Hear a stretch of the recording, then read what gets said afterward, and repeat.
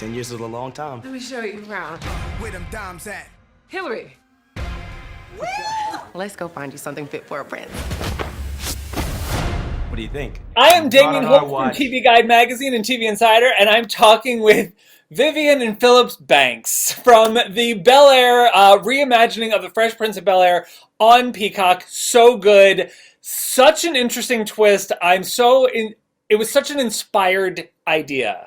They've done such a great idea, but the Banks are very different. Like, everyone's different, but I feel like this is kind of like what the Banks always should have been. Wow. Well, thank you. Just gave me goosebumps. So tell me, for our readers and our viewers, who are these Banks? Who are the Banks? I mean, who are the Banks? So, what, like, to people who've never heard of who Vivian and Philip Banks are, we'll Thriving, say affluent, right, black couple. black couple who are not from wealth, who built humble themselves beginnings, they from worked Philadelphia, hard. North Carolina. Mhm. Yeah.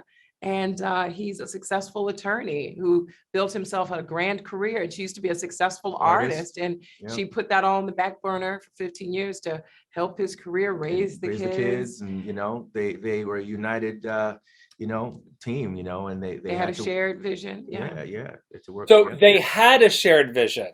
Right. When we meet them, they might not be on the same page anymore.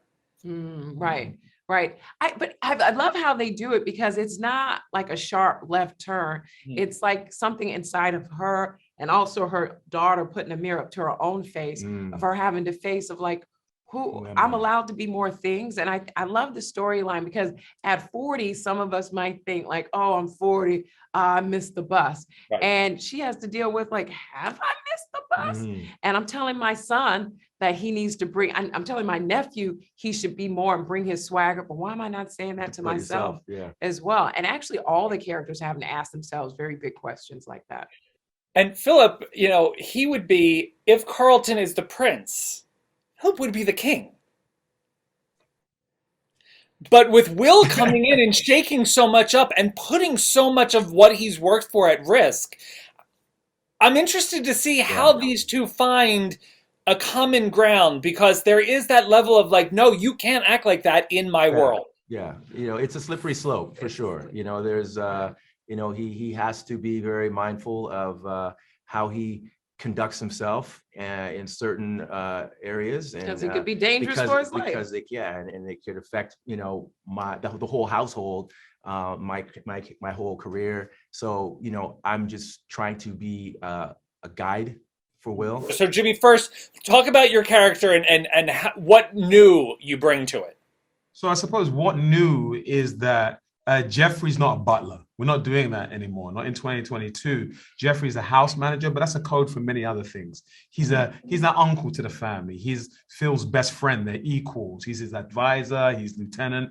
And also Jeffrey, in terms of the classism that we cover in the show, he's from like more of a working class background in East London, And so he's got an experience that embraces the streets, and as well as the corporate rooms and the Bel-Air mansion. So he's a bit of a chameleon, a shapeshifter. And also that makes him much more closer to Will and understanding that fish out of water, because it makes so much sense that when I look at my journey, I've been in LA for 4 years, do you know what I mean? And I look at my contemporary actors, be it Idris Elba or Daniel Kaluuya and stuff like that. The Black British story is such a part of the overall story in terms of our diaspora, but especially in terms of being within LA. And so of course you've got to create a Jeffrey that resonates with, people back home like myself that can go, I know that person, they live around the corner from me, you know what I mean? Or that's my uncle in South London or North London. So yeah, Jeffrey for me is still holding on to the essence of love and care for the family and being there and part of the family, but also he's got his own lane, and I'm looking forward to sharing that with you guys over the next 2 years. Nice. And Simone? Oh, just with character? Yeah. Oh my gosh. Wait, I'm sorry. What was the specific question? Right. So what is your character's place in this world now?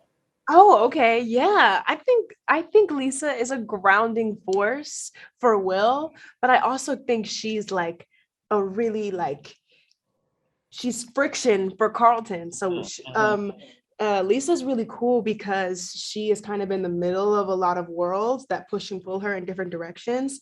And so I love her. She's shaking it up and also holding it down. So I I love like her. that, shaking it and Nice. holding it. I love that.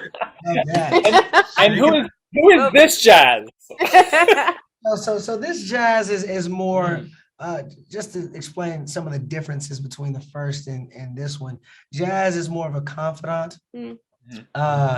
more of a conscience to Will, just having that both inner city feel. You know, Will is coming from inner city Philly and coming to a place where he doesn't really know anybody. He doesn't really know how people get down. Even like his family, the house that he moves into. This is all new for him. So I think I play that like piece of wisdom and that kind of best friend that you can always talk to, and which is different than the first one. The first one we all knew DJ Jazzy Jeff, Will Smith, even outside of the show. It's like automatically no one questions it. Oh, that's Jazz, let him on, comedic, and that's great. And this one, yes, it's a lot of comedy, but it's also like Jazz's character is more dramatic than the original. And I've been enjoying it. I've been enjoying this whole journey of not trying to find the character, but just the differences between the first and this one. This is a different Banks, obviously. Talk to me about what is new about these characters.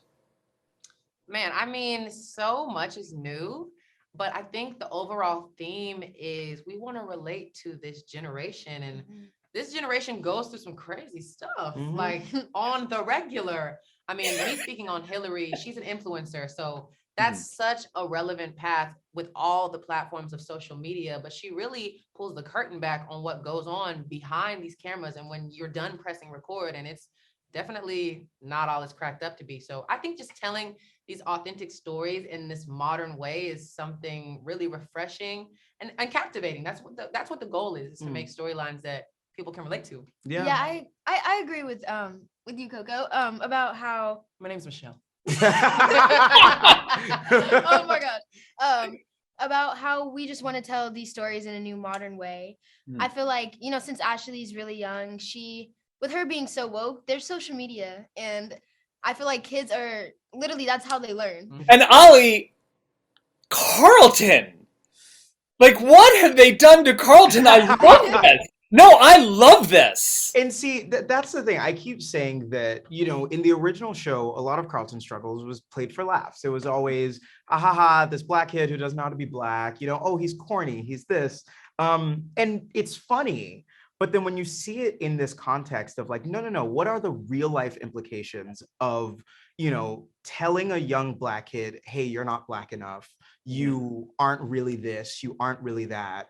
And then on top of that young kid struggling with anxiety, how does that reflect in his life choices and how he deals with the world? And so I think what I love so much about this version of Carlton is he's not that far-fetched. For more on Bel-Air on Peacock and all of your favorite streaming shows, check out TV Insider.